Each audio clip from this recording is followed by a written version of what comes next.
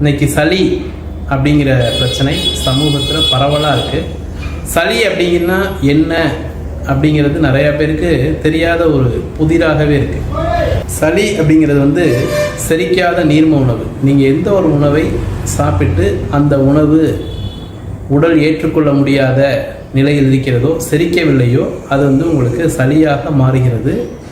அந்த சளி எப்படி உடம்பை விட்டு வெளியேறும் அப்படின்னா, நல்லா வேணுங்கிற அளவு தண்ணி குடித்தா வெளியேறும். தண்ணீர் தேவையான அளவு குடிக்காதவர்களுக்கு சளி வெளியேறுவது என்பது மிகவும் ஒரு கடினமான ஒரு விஷயமாக இருக்கிறது. அதனால் தாகத்திற்கேற்றாற்போல், வறட்சிக்கு தகுந்தாற்போல், நாவறட்சி, தொண்டை வறட்சி, உதடு காய்வது, இதை பொறுத்து வேணுங்கிற அளவு தண்ணி குடித்தா சளி அப்படிங்கிறது, இந்த செரிக்காத நீர்ம உணவானது கழிவு பாதையின் வழியாக தாராளமாக வெளியே செஞ்சுவிடும்.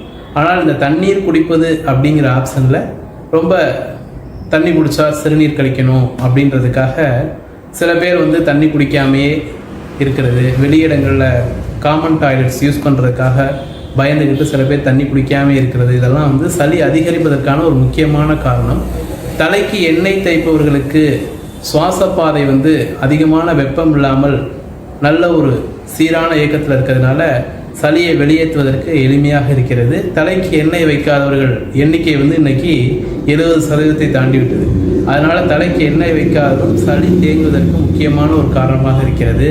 தலைக்கு எண்ணெய் வைப்பது, நன்றாக தண்ணீர் குடிப்பது என்பது சளி உங்களுக்கு தீவிரமாகாமல் இருப்பதற்கு நீங்கள் கையாள வேண்டிய முன்னெச்சரிக்கை நடவடிக்கைகள் ஒன்றாகும். சளிக்கு பொதுவான மருந்து என்று சொன்னால் அதற்கு ஆடாத்தொடை இலை என்பது எல்லோருக்கும் தெரியும். ஆடாத்தொடை இலை ஒரு அரை இலை போதும். அதிகமாக மருந்து என்றாலே அளவு, அதாவது திட்டமாக சாப்பிட்டால்தான் அது மருந்து. அதனால் ஒரு அரை இலை போதும்.